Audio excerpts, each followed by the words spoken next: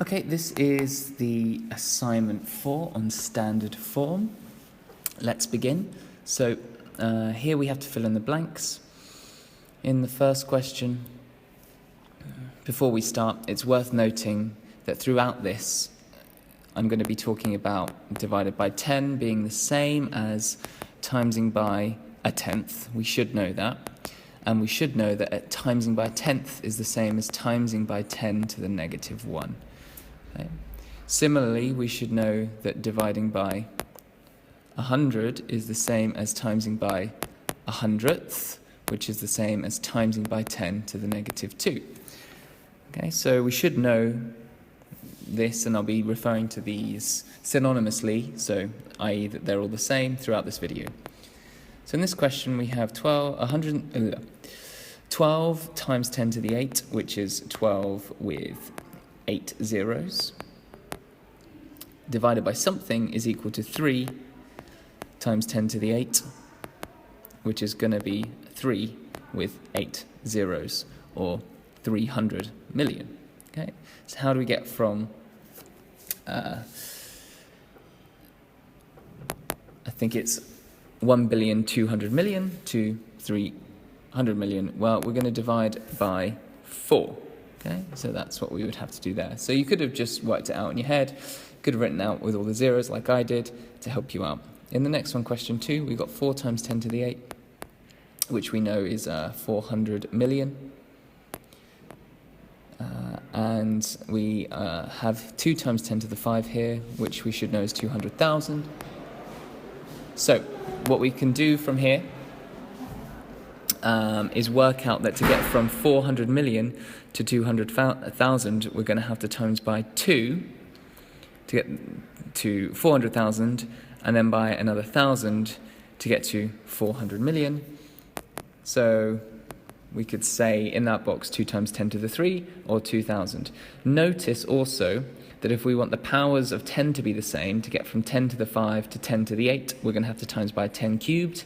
And to get from 2 to 4, we're going to have to times by 2. So that's why maybe a simpler way of thinking about it is just times by 2 and then times by 10 cubed. Okay, if we look at the questions down here, we want to make both sides of the equation the same. So one way to think about it is to say, well, this has been divided by 10, or times by 10 to the negative 1. So in this one, we must times by 10 to the 1 to keep the value the same on both sides. Another way to thought about it is to say, well, 10 cubed times 10 to the 7 is 10 to the 10. And so to make the right-hand side 10 to the 10 as well, we're going to have an 8 in that box. Okay, so if we look at this question, question 4, notice how from 10 to the 14 to 10 to the 10, we have times by 10 to the negative 4, i.e. divided by 10 to the 4. So in order to make this the same, I'm going to have to times 54 by 10 to the 4 to keep the left-hand side and the right-hand side the same value, which is going to give me 54 times 10 to the 4. Or you could have written 54 and then 4 zeros after that. Okay. It should be 540,000. Okay, question 5. This is a little bit more complicated, but using the ideas in green at the very top, 5 divided by 10 cubed is 5 over 10 cubed, which is the same as 5 times 10 to the negative 3, so negative 3 should go in that box. Down at the bottom here, we can't do the same technique we did for question 3 and question 6, which is the most common error. What we should do instead is work out the value of the left-hand side. The value of the left-hand side here, 10 to the 16 divided by 10 to the 12, is going to be 10 to the 4. And on the right-hand side, to make the value the same, we're going to have to divide 10 to the 18 by 10 to the 14.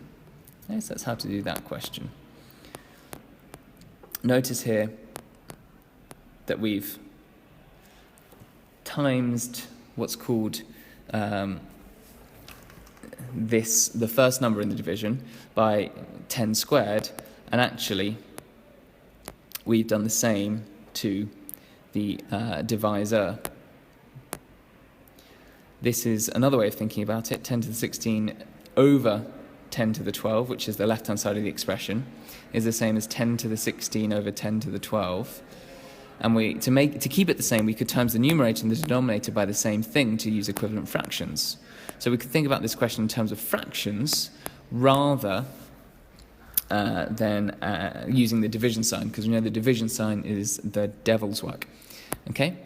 Another thing that's useful to remember whenever you're dealing with powers, so we have 10 cubed is 1,000, 10 squared is 100, 10 to the 1 is 10. So notice how we're dividing by 10 each time. This means that 10 to the 0 must be 1. And if we divide by another 10, 10 to the negative 1, we're going to get a tenth. And then dividing by another 10 will give us 10 to the negative 2, which is a hundredth. So, and that's the same as 1 over 10 squared. So this is another useful tip for thinking about questions that involve powers of 10, or indeed any power, really. Let's move on. So 10 to the negative 7 as a fraction. Well, from before we know that's just 1 over 10 to the 7.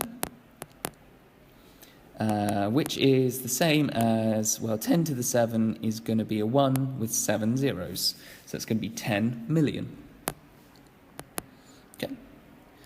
Next question. Write 10 to the negative 4 as a decimal. Well, we know that 10 to the negative 4 is 1 over 10 to the 4, which is going to be 1 over 10,000.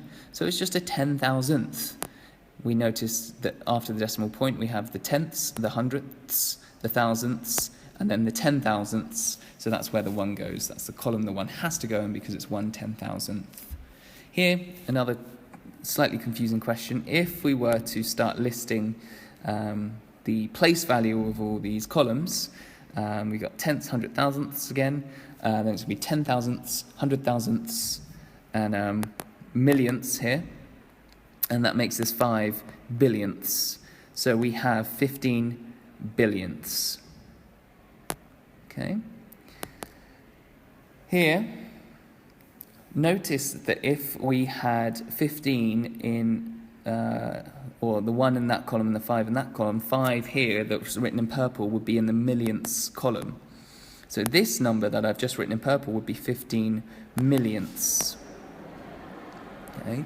But we have a number that is 1,000 times smaller than that. Okay. So since the number in the question is 1,000 times smaller than 15 millionths, it follows that we'll have to divide this 15 millions by 1,000. So this is how many millionths we have. Probably a better way to say that is 15 divided by 1,000. So you're going to shift the decimal place for 15 3 places to get 0.015 millionths. So that's this question done. Let's move on. So, next question, why do we write numbers in standard form? I don't know, maybe it's because we want to compare the sizes of numbers more easily. That's a pretty good reason.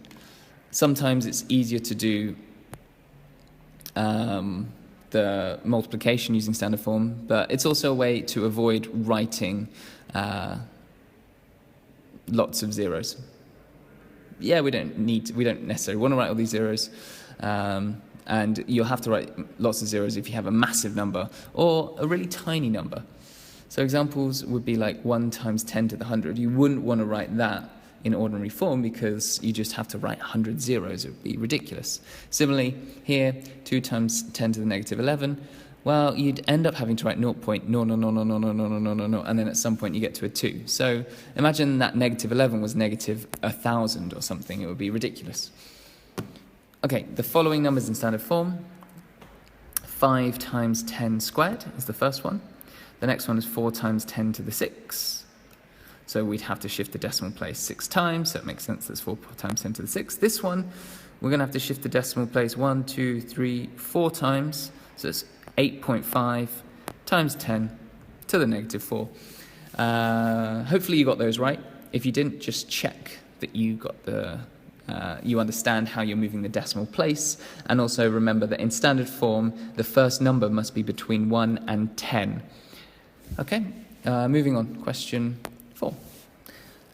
In the box there are 6 numbers. Write down the largest number. Well, the largest number, in this case, since they're all in standard form, it's very easy to spot because it's the one with the highest power of 10. In this case, 3.9 times 10 to the 5 has the highest power of 10.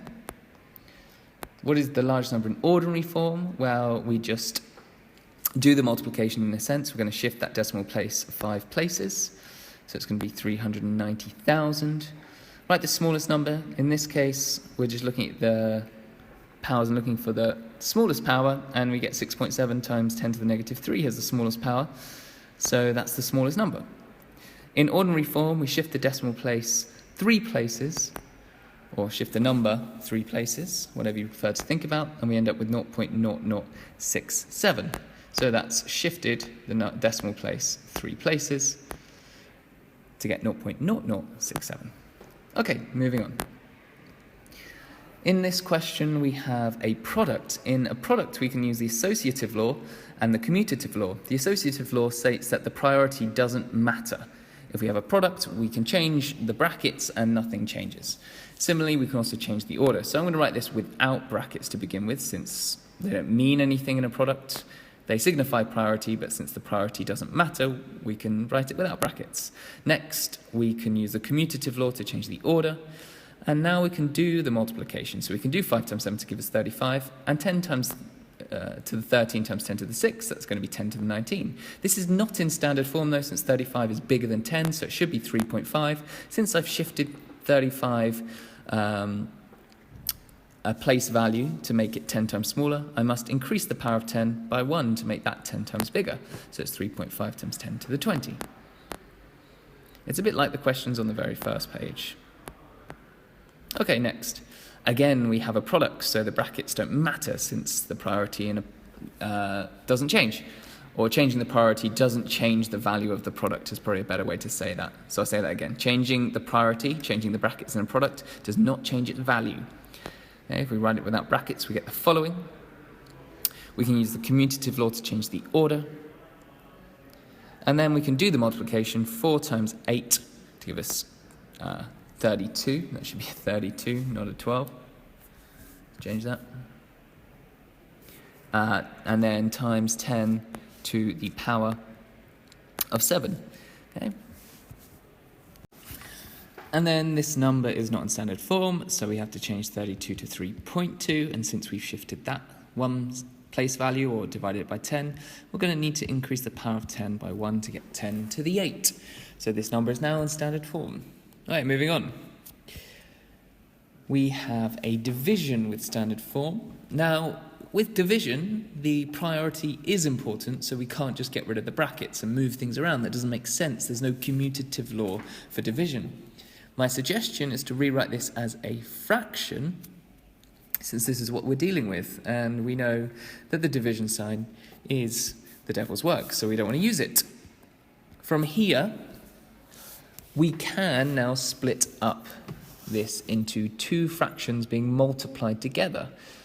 We could split it up as 3.2 over 8 times by 10 to the 15 over 10 to the 18. Check that you agree with that. If we were going to turn this into one fraction, we would multiply the numerators, multiply the denominators.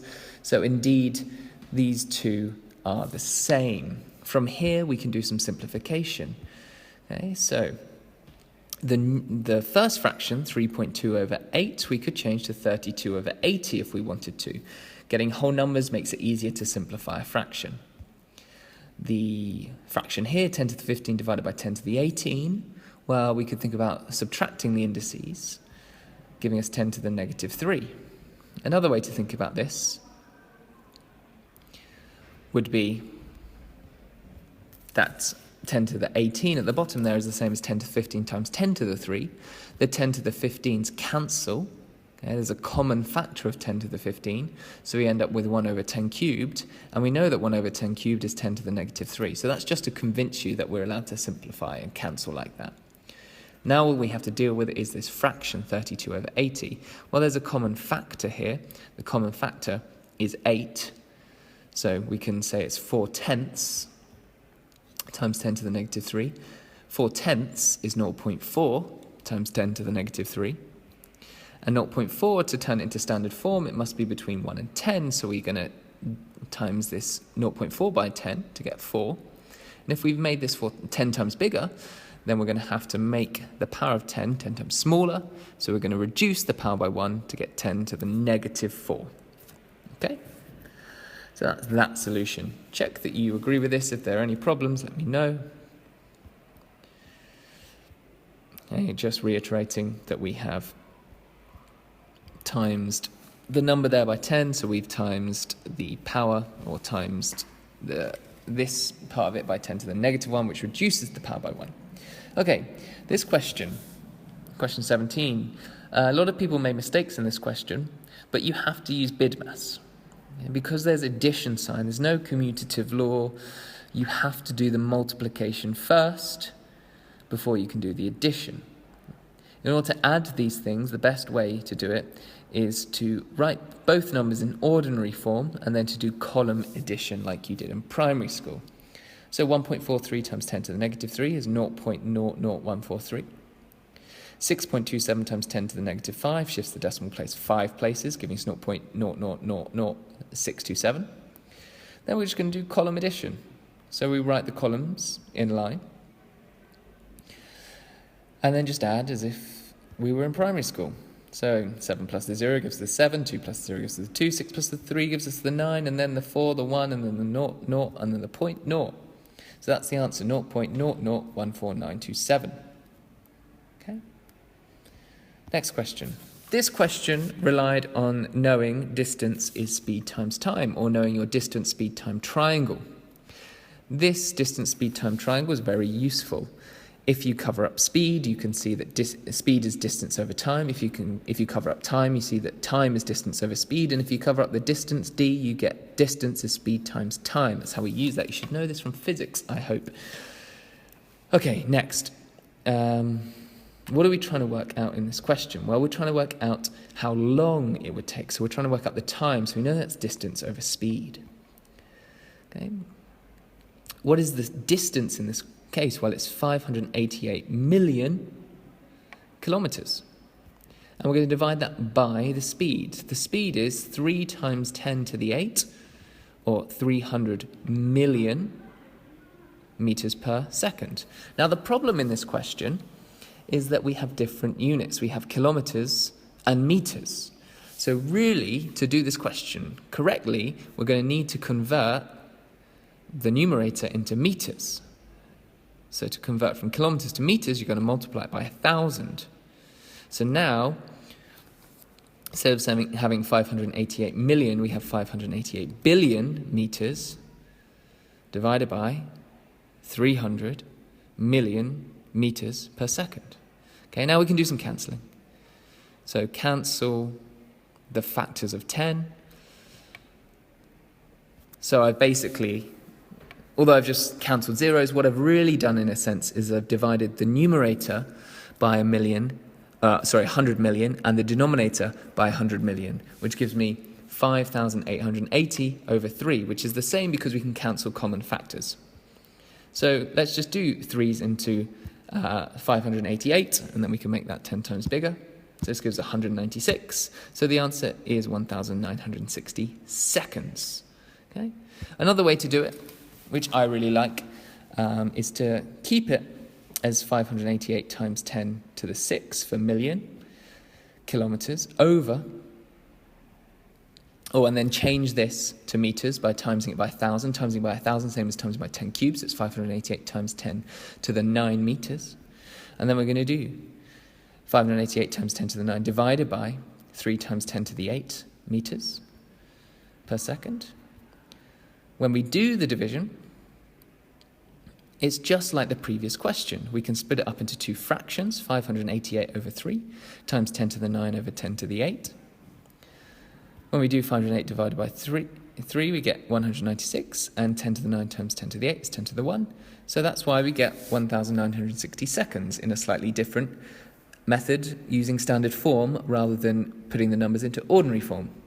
Okay, so that's the standard form assignment. If you have any problems with that, then speak to your teacher. Otherwise, enjoy the rest of your day.